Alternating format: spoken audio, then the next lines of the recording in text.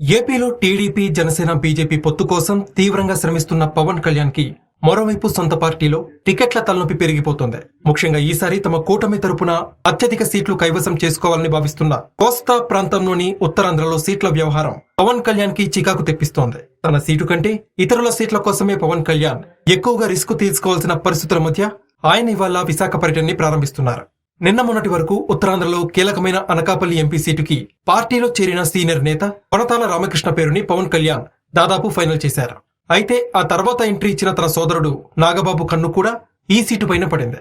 అది ఎమ్మెల్యేగా కాకుండా ఎంపీగా వెళ్లాలి అని భావిస్తున్న నాగబాబు అనకాపల్లిలో తాజాగా జరిగిన పర్యటన చేసిన హంగామా ఇప్పటికే ఆ సీటుని ఆశిస్తున్న కొనతాల రామకృష్ణకి ఇబ్బందిగా మారింది. దీంతో నాగబాబు టూర్ కి ఆయన దూరంగా ఉండిపోయారు.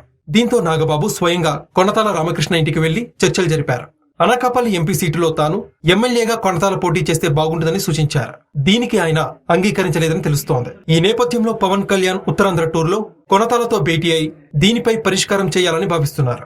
దీంతో ఇవాళ కొనతాల రామకృష్ణ ఇంటికి వెళ్లేందుకు పవన్ కళ్యాణ్ సిద్ధమయ్యారు. అక్కడే నాగబాబుని కూడా కూర్చోబెట్టి ఎమ్మెల్యే, ఎంపీ సీట్లపై తేల్చేసేందుకు పవన్ కళ్యాణ్ రెడీ అవుతున్నారు. అయితే ఎంపీ సీటుపై ఆశ పెట్టుకున్న కొనతాల ఎమ్మెల్యేగా పోటీకి ఎంతవరకు అంగీకరిస్తారనేది వేచి చూడాలి.